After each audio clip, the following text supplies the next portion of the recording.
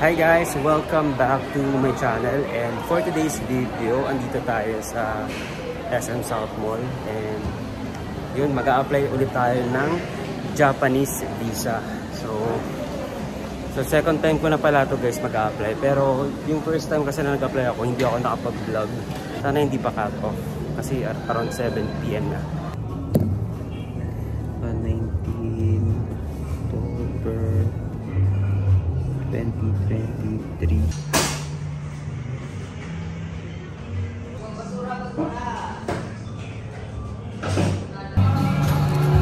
So yun guys, katatapos lang natin mag-apply dito sa ating course SM South Mall. Actually, cut off na sila ng 7 PM and late ako dumating past 7 PM na, and ayun, medyo naawa sa akin yung staff, kaya inaccept pa rin yung application ko. And ayun, same process, and around 2 weeks pa din yung waiting time, and depende pa rin yung sa mag-check kung pwedeng mas matagal sa 2 weeks or pwedeng mas lesser sa 2 weeks. So yun guys, pauwi na tayo, and hintayin na lang natin yung 2 weeks na hintayin na lang natin mag-notify yung Attic Tours. So lumipat pala ako sa Attic Tours kasi hindi na nag-a-accept sa Rally Tours, and yun, cut off na kasi ng 5 PM and 7 PM ako dumating past 7 PM. Okay guys, dito tayo ngayon sa SM South Mall, and ipipick up ko na yung passport ko. So nag-apply ako ng visa noong October 19, nag-apply ako ng visa, and ayun, ngayon i-claim ko na siya guys kasi kanina nag-text na siya. So nag-apply ako October 19, and then ngayong araw October 25 nag-text na ready for pick up na daw yung passport natin. So tara, akit tayo. Doon tayo sa Attic Tours nag-apply ng tourist visa. So second time ko na pala nag-apply, and hindi ko na vlog yung first application ko kasi wala lang, hindi ko lang na-vlog kasi hindi ko rin naman sure kung ma-approve ako ng. Pero this time, na-try natin i-vlog, and then i-share ko sa inyo yung naging process ng application at saka lahat ng mga pinasa kong requirements. Andito na tayo guys sa taas na floor. So ayun, dito lang banda yung Attic Tours. Dito rin ako unang nag-apply nung first application ko. Dito din ako sa Attic Tours SM South Mall, and ayun, okay naman naging application ko, and smooth naman, mabilis lang yung nagiging process ng application. And ngayong second application ko, dito ulit ako nag-try. So hoping na ma-approve ulit tayo, pero ayun, ayoko lang mag-expect kasi medyo mahirap nga kasi yun nga, hindi natin alam. Consul pa rin naman kasi approve ng lahat ng mga visa application. So dito na tayo banda sa may cyber zone. So tara guys, pasok na tayo.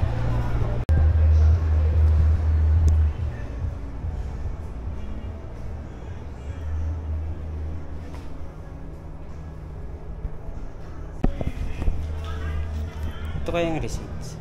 So sana ma-approve. Kanina lang nag-text. Kaya sana. Sign po kayo dyan, sir. Ha? Sign po kayo. Okay, sige. Dito na.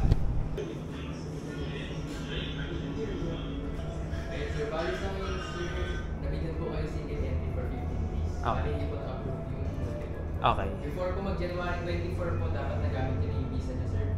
15 days nyo po mag-start sa shop pagdating nyo po sa shop. Okay. Double check na po, sir. Sige. Okay lang. Thank you. So yun guys, kaka-claim lang natin ng passport natin, and approve tayo guys ulit ng visa, ng Japanese visa.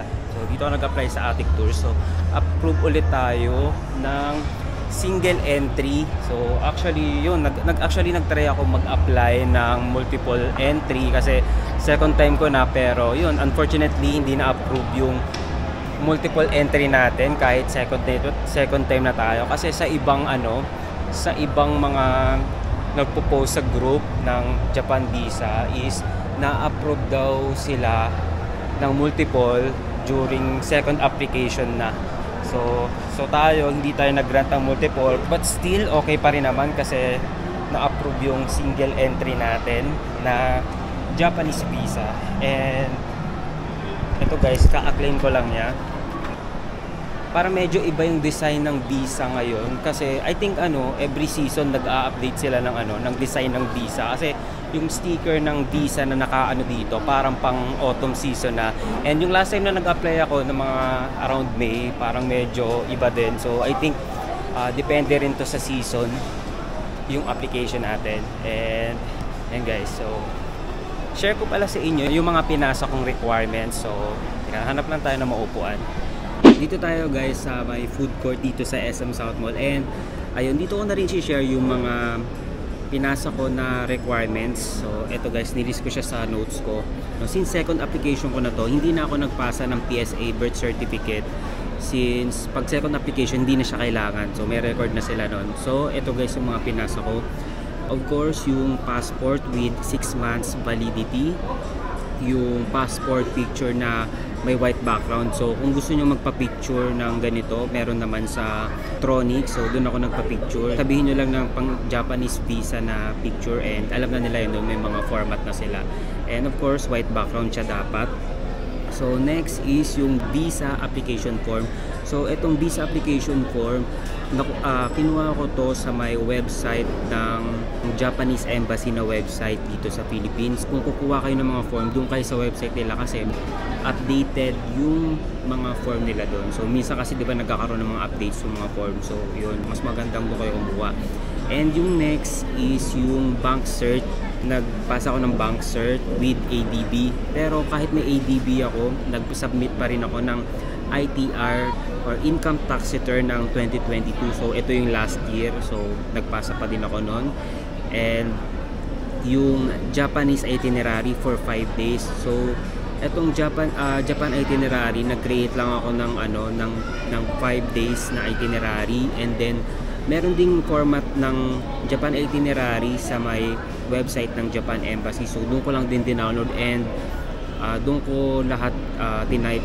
So digitally, so nagprint talaga ako. So digitally tinype ko siya, and then pinrint ko, and yun yung pinasa ko. Pero ang alam ko meron ding meron ding form sa mga travel agency, pero mas pinili ko na lang na digital na yung tinype talaga para less error, tsaka mas clear yung mga details. And ayun na nga, pa ba dito? So ayun lang naman. So nung nag-apply naman ako October 19, so I think around Thursday to. So Thursday, Friday, tas Monday, Tuesday, Wednesday. So ngayon October 25. So ito yung time na naka-receive ako ng text na ready for pick up na daw yung passport ko. And then ayun, after work punta na kaagad ako dito sa SM South Mall to pick up my passport. And ayun na nga guys. So yun guys, pinakita ko lang yung receipt ko last time. So importante to talagang receipt guys, so dapat i-save nyo to after ng application nyo kasi kailangan kayo mag-claim, and then at the same time kailangan ipakita yung receipt nyo bago ibigay ulit sa inyo yung passport nyo. Ang expiry pala ng Japan visa ko is January 24, 2024, so kailangan maka-entry ako sa Japan before January 24. So ayun, so ayun lang naman.